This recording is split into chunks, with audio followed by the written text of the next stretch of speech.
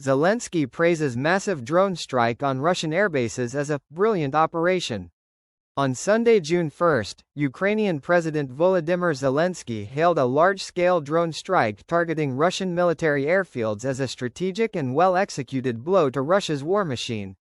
In his nightly video address to the Ukrainian people, Zelensky described the mission as a brilliant operation, highlighting both the precision of the strike and the long-term planning behind it. This was a brilliant operation, carried out on enemy territory and focused solely on military objectives, the president said, clearly distinguishing the strike as a lawful and deliberate act of wartime defense.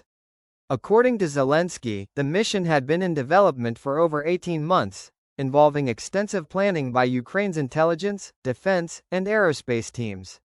The scale of the attack was notable. 117 drones were launched in a synchronized assault on several Russian airbases.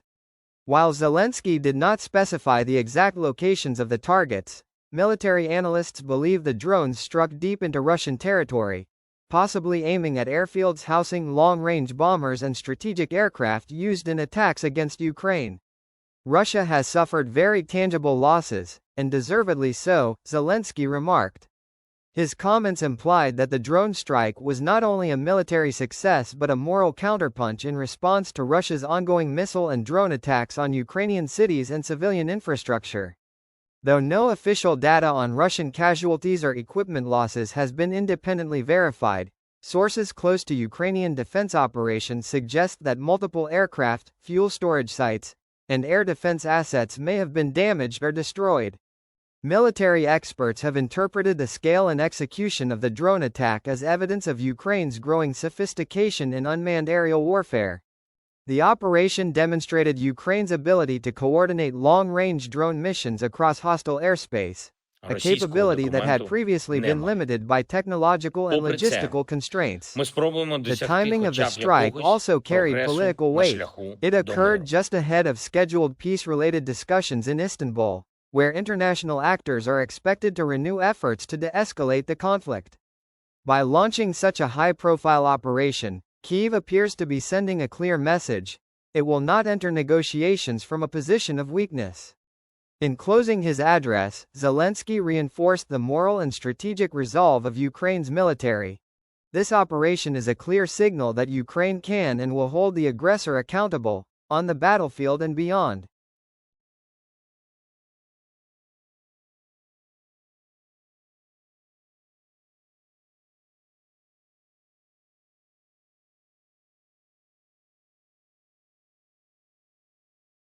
Kyiv applauds daring drone strike on Russian strategic bombers as war escalates ahead of Istanbul talks.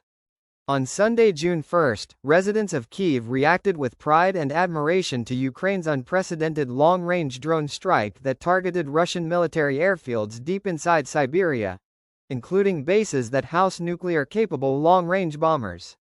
The strike marks the farthest Ukrainian attack from the front lines since the full-scale war began, hitting a location more than 4,300 kilometers, 2,670 miles, from Ukrainian-controlled territory.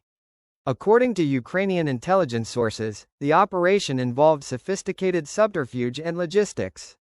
Drones packed with explosives were reportedly concealed inside the rooftops of wooden structures and covertly transported across Russian territory. These disguised payloads were loaded onto trucks and driven to the edges of Russian air bases before being deployed in a coordinated surprise attack. The operation was highly effective, according to a senior Ukrainian intelligence official, who told media that 41 Russian aircraft, believed to be strategic warplanes capable of carrying nuclear or long-range conventional payloads, were damaged or destroyed. The targeted aircraft include models known to participate in missile strikes on Ukrainian cities and infrastructure. This is an enormous, humiliating blow for Russia, said Ukrainian political analyst Pavlo Fizenko in comments to Reuters.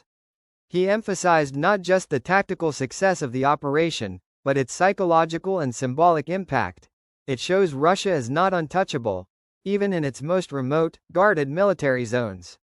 The Russian Defense Ministry confirmed that Ukraine had launched a series of drone strikes across 5 different regions of the Russian Federation: Murmansk, Irkutsk, Ivanovo, Ryazan, and Amur, all of which host military aviation infrastructure. While the ministry claimed most of the assaults were intercepted by air defenses, it acknowledged that strikes in Murmansk and Irkutsk succeeded in breaching their defenses, causing several aircraft to catch fire. The Irkutsk strike, in particular, stood out.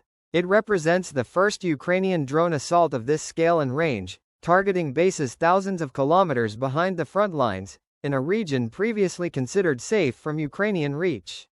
Military analysts say the attack reflects not only improved drone range and coordination by Ukraine, but also a bold new phase in the conflict, bringing the war to the heart of Russia's military-industrial system.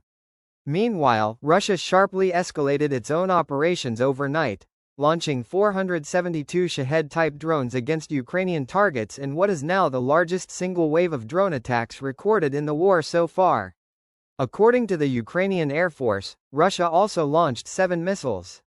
This flurry of strikes underscores a broader intensification of hostilities just as both sides prepare for a new round of direct peace talks.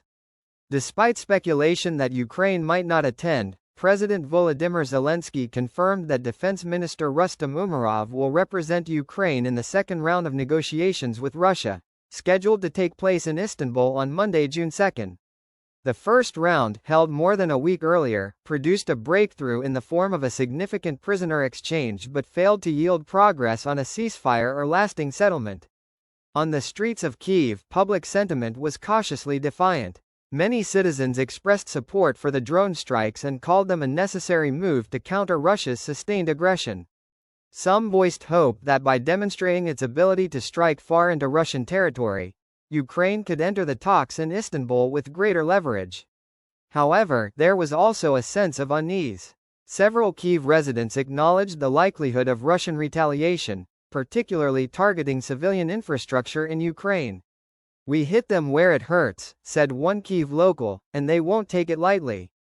But it had to be done.